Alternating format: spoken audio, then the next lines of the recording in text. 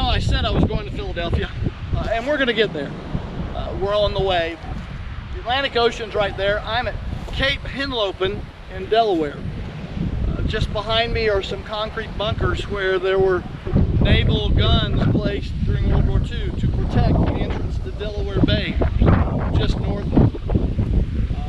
You've got Delaware Bay, and about 20 miles across the bay, Cape May, New Jersey. Philadelphia is about 90 miles upriver, and that's where we're headed next. We're going to Pier 82. That's where the SS United States is moored right now. But sometime in the next week or two, the United States is gonna pass this point. She won't be under her own steam, she'll be being towed, but she'll enter the Atlantic Ocean for the first time in 45 years. It's not really a good occasion because she's headed to her grave. She's gonna go either to Norfolk or to Mobile, Alabama. There she'll undergo what's called environmental remediation. It's a big fancy term for essentially deep cleaning. Any fuel oil in her bunkers, clean it out. Lead-based paint, any contaminants, clean her out. Once that's happened, she'll be towed off the shores of Destin, Florida in the Gulf of Mexico, off of Okaloosa County in Florida.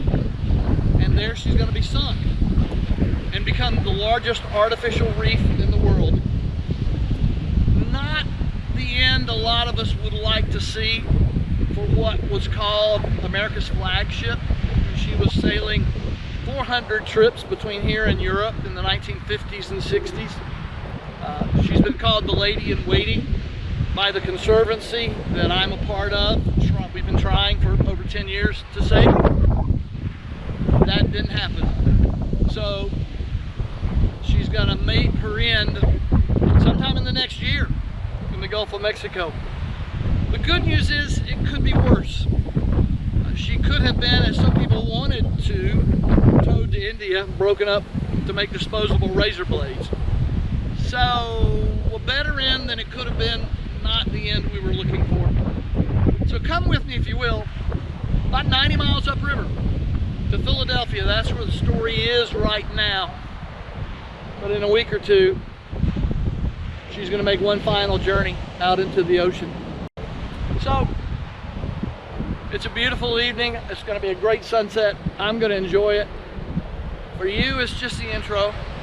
Come on and we'll head to Philadelphia together. We'll talk some more about the Lady in Waiting, the SS United States.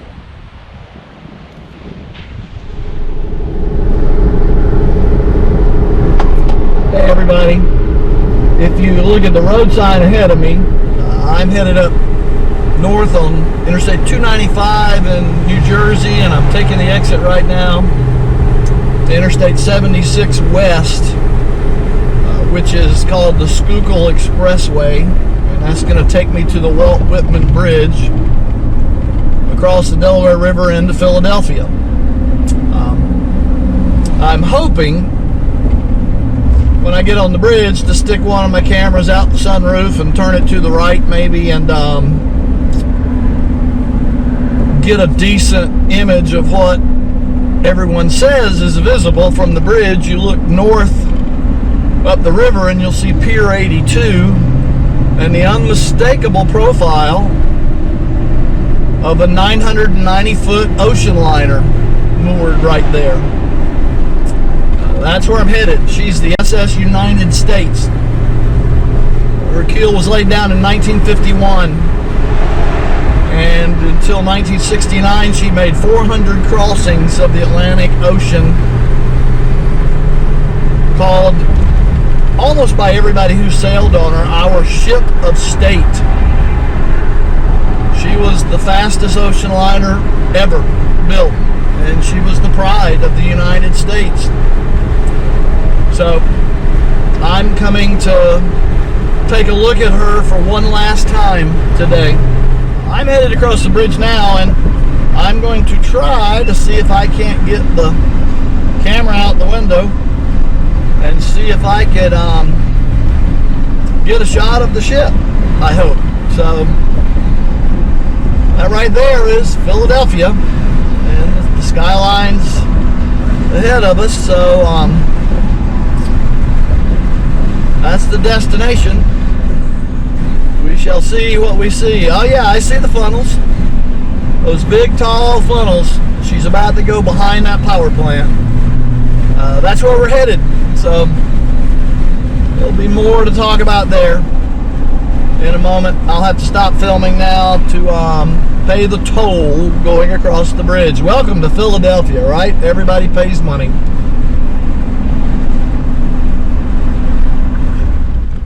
But right now, footage right out through the windshield. There she is. SS United States. The reason I'm coming to see her one last time is that she'll be leaving maybe next month. Within a matter of months, she'll go to Norfolk, where they will clean her, they will do some remediation, and then she'll be towed to the Destin, Florida area and sunk as an artificial reef. This doesn't look anything like the IKEA parking lot in Charlotte, does it? That's where I'm at. There's a strip mall here off South Columbus Boulevard, here in South Philadelphia. And right there is Pier 82, and that's the SS United States. Massive ship. You can't go in any of these stores without it dominating the skyline over here. And I was talking to a couple of folks at the Chick-fil-A next door. They don't pay much attention to it. They say, oh, we think it's going away. It is going away. The timeline isn't set. For over 10 years, the Conservancy, the SS United States Conservancy, has tried to save the ship. I've contributed money as I could. There were hopefully plans at one point to put her back in the service. Norwegian Cruise Lines actually purchased her with that plan, and then they bailed on it. They said it was just going to be too cost prohibitive. Money comes into play quite often, and it certainly does in this story. There was talk about maybe in New York or Miami turning her into what the Queen Mary is in Long Beach, California, a hotel, convention center, a museum, a place that's moored permanently but is a tourist attraction. There was a lot of hope for that too. It turns out that was going to cost a couple $100 million, which sounds like a lot of money, does it not? Well, let's put it in perspective. Today's election day, and the bill for this presidential election is going to be just higher than $16 billion. When you're talking amounts like that, what's 100 million here or there? I mean, honestly, if you think about it. In 1951, when the ship's keel was laid down, she was a peacetime passenger liner that could be almost immediately, in case of war, turned into a troop transport. William Francis Gibbs noticed that after World War II, almost all of our soldiers had to come home on troop ships that belonged to other nations. And his goal, his dream, was to build the fastest, safest, most wonderful passenger liner ever built. So with military assistance and guidance, he lent his expertise to her design. The hull design, the engines, the propeller design are military secrets even today. No one knows how fast she actually went. It was a classified military secret. They didn't know. There's rumors that on her sea trials, she almost hit 50 knots. That's over 60 miles an hour on the water. Today, almost every cruise ship or merchant ship at most can sail 20 knots. The United States could go faster than that in reverse. She was and is an incredible ship. Absolutely. Gibbs was a fanatic about fire safety. So when he built the ship, there was no wood. He didn't want any wood at all. The funnels are aluminum. As much of the superstructure as could be was made out of aluminum. All the interior furnishings, handrails, doorknobs, they were made out of aluminum. He wanted to save as much weight as possible. But his big thing was no wood, because he had seen what happened when the SS Normandy burnt at the pier in New York City. and he wanted his ship to be safe. He knew what fire meant on a ship. So there was no wood except, as the folklore has it, the butcher blocks in the galley and the Steinway pianos. He actually asked Steinway if they could build him an aluminum piano. And apparently the folks at Steinway had him up, and they took a Steinway piano and they poured lighter fluid, kerosene, something on it, and lighted it, and it didn't burn. So he said, well, okay, you can have a Steinway piano. And they had two on the ship. I believe two. One in the first class lounge, one in the cabin class lounge. That was his dream. And when she entered service on her maiden voyage to Europe, she broke the transatlantic speed record, shattered it, that the Queen Mary held. It's called the Blue Riband, or Blue Riband. It's a passenger liner goal that fastest ship carrying passengers owns this trophy.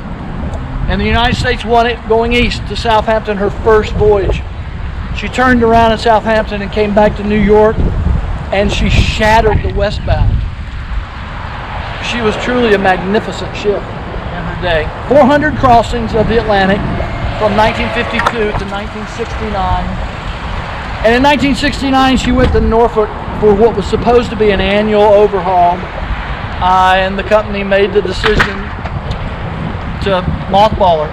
She wasn't making money. There's that name again, that idea that comes into play so often.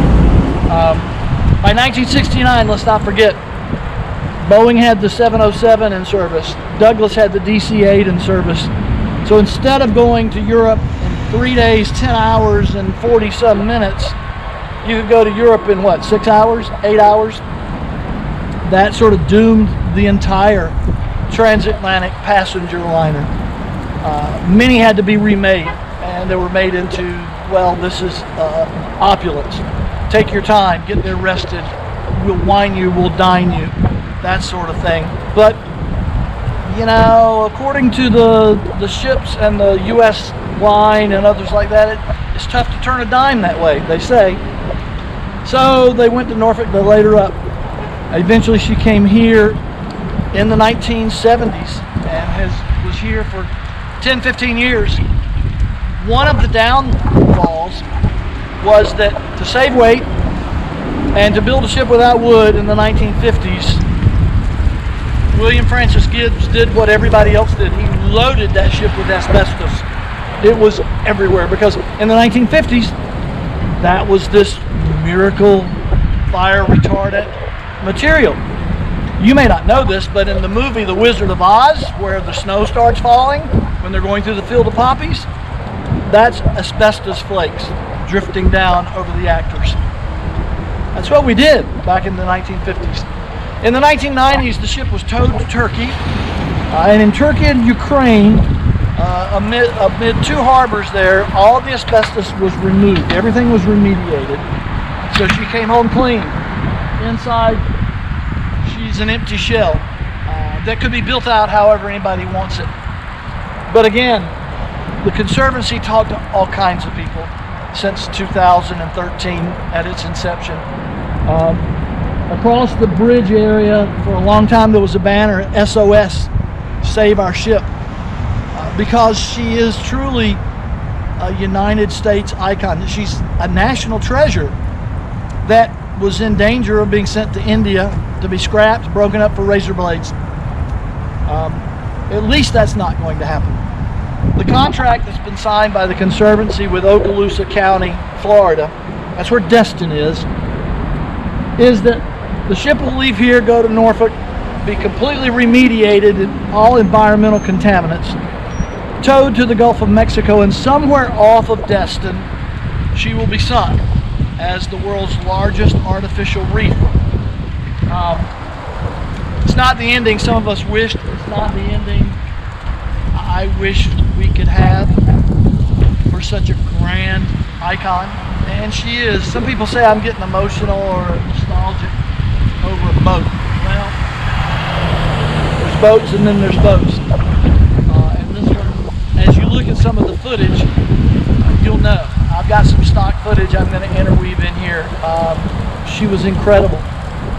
And no less than people like Walter Cronkite remarked that it was almost a crime she was left here to disintegrate, to deteriorate, to be ignored. One of her former crewmen said, "I hope they don't ever scrap her. Instead of that, I hope they just take her out to sea and sink her." They're going to. That's what's going to happen. So my whole thing was to come here one last time and just to look at her, to see her. She's 12 stories tall right here from the water line. Think about that in terms we understand. The two office buildings on East Independence Boulevard, one of them used to be known as the Irvin Building. I don't remember the name of the other building, the one with the gold windows. The tops of the funnels are as tall as those two office buildings. She is longer than the Titanic was. I don't know what it is. And oddly enough, after just sitting here for 30 years, in the last 5 years, an underwater hull assessment was done, and they said her steel at this point, 60 some years later, her steel is at 92% original strength and thickness. 92%. That's because she was so massively overbuilt and so well designed. And to think that this is going to pass from us saddens me greatly. I'm going to walk on the other side later on, and I'll intersperse that footage in too, just to see it. But we're letting this pass. Why? Because it would cost $100–200 million to do something about it. If she were a warship, we wouldn't bat an eyelash. Look at all the Iowa-class battleships. They're museums. The North Carolina is a museum. The Alabama, the Massachusetts, the South Dakota, they're all museums. The Texas is a museum. The aircraft carriers that were laid up, decommissioned, and yet became museums, Midway, Intrepid. Although there's talk about turning Enterprise into a museum, they just can't figure out how to do it yet because Enterprise was an odd design. She's got 8 nuclear reactors instead of 2, and they don't know how to safely decommission 8 nuclear reactors, and yet people are saying, it's the Enterprise, it's an aircraft carrier, we've got to save her. But for a ship built for peaceful purposes, nah, let her go. Really? It's too much money. And God, don't we hear that in church too often? Every time somebody has an idea and does something ugly, and you know what I'm talking about, baling wire, chewing gum, this half-assed repair on this or that, and you go, what have you done? What do you get back? Well, to do it right would have cost extra. It would have cost extra. We couldn't afford it. We're saying that with a symbol of our nation. And that does sadden me. It saddens me greatly. You know, you hear me say everything is spiritual, and I'm saying it here. Jesus said where your money is, where your treasure is, that's where your heart is. Well, some of my treasure went to try to help save her. And at least she's not going to the breakers. At least she's not going to be turned into disposable razor blades for your Gillette or your Schick that you'll use 7 or 8 times then throw away. Divers will love her. The ecosystem in Florida will love her. There'll be fish all around her. So that's saying something. But not everybody's going to get a chance to see her like that. Maybe to walk the decks. I wished I could have been up here about a month ago when there was a tour for Conservancy members. I couldn't make it. I don't remember what was hanging me up, but I couldn't make it for then, and there was no way to line up a way to get inside. This is a Homeland Security Zone 1 area behind that fence. I've had to go and ask permission and everything to be where I am so that a Homeland Security van doesn't show up and go, what are you doing? Are you a terrorist? I think. So I get to see her one last time, and you get to see her through me, but you know, why can't we save things like this? And why are we so quick to save warships? I don't get that. Why are we so quick to spend so much money on the military and defense, and yet we say we're too poor to do the right thing for the arts, for education, to help those less fortunate. I believe very little that the Republican Party is saying right now, but I agree with them on one thing: we can't afford so much of what we're doing. We really can't. The problem is, they want to they want to spend it on the wrong stuff. How we save the money, that's the way we do it. I've got a plan right now. I'd love for somebody in Washington to listen to me. Let's mothball half of our aircraft carrier battle groups. Half of them. We have 11. No other nation on the planet has more than 2. Why do we need so many? Unless we want to continue being the bully of the world. And why can't we put a couple $100 million into something as grand as this lady did? She looks old, she looks deteriorated. One naval architect said, you know what, that's just paint. Sandblaster painter, she'll look brand new. She'll probably sail like she's brand new. Well, that's not going to happen. So, 580 some miles. Walk to a strip mall and down a dirty sidewalk in South Philadelphia to say goodbye. Yeah, it was worth it. So, there's going to be more footage in this, some more ideas, but it's bittersweet, and that's the main thing I want to share. I'm so glad they're not going to just chop her up willy-nilly. I hate we weren't able to save her, and I'm not alone in that. I know that. Could have been worse. That's what they say in Lake Wobegon. It could have been worse, but it's still bittersweet knowing what it is. Well, I keep messing the video up, so it's just going to be a mess.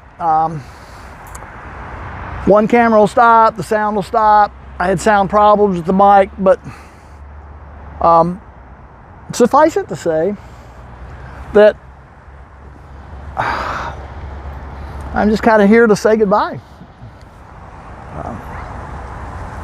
I really believe this ship is one of our national icons. She bears our name, United States.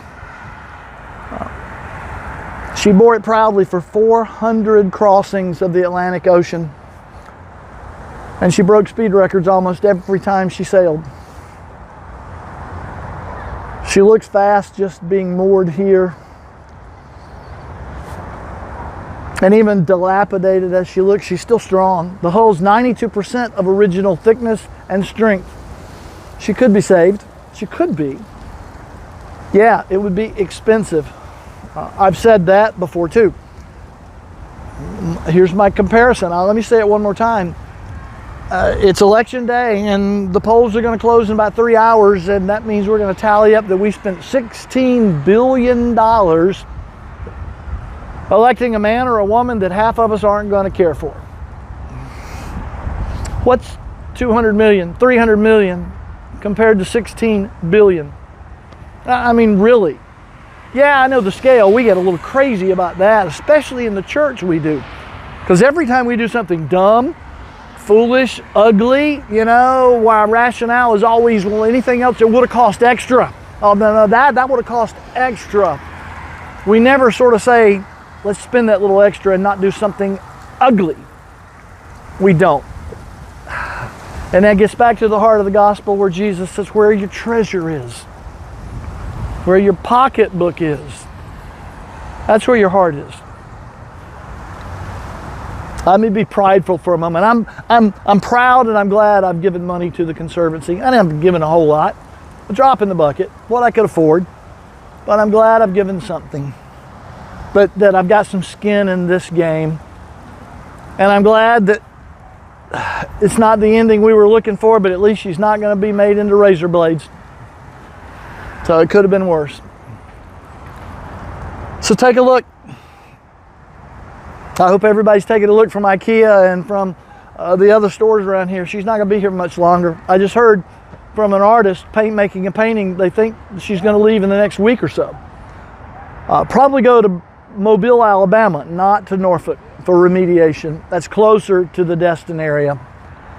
And then they'll take her to Destin when she's cleaned and gently let her settle into the waves. It's not going to be a TV splash, explosions, tilting up, Titanic drama.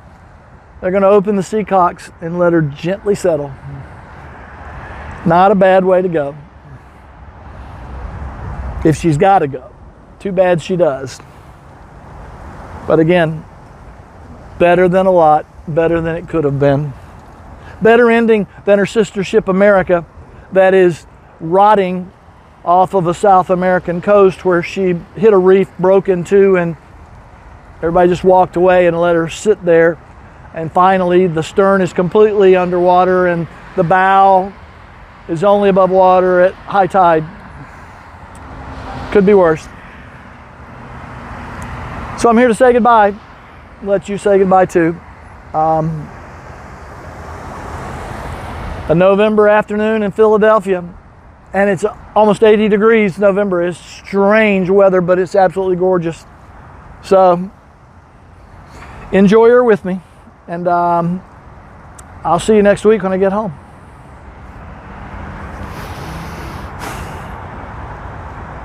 As it started to get dark, you saw the light on those funnels, and then the light in the radar mast, and then the light in the bridge.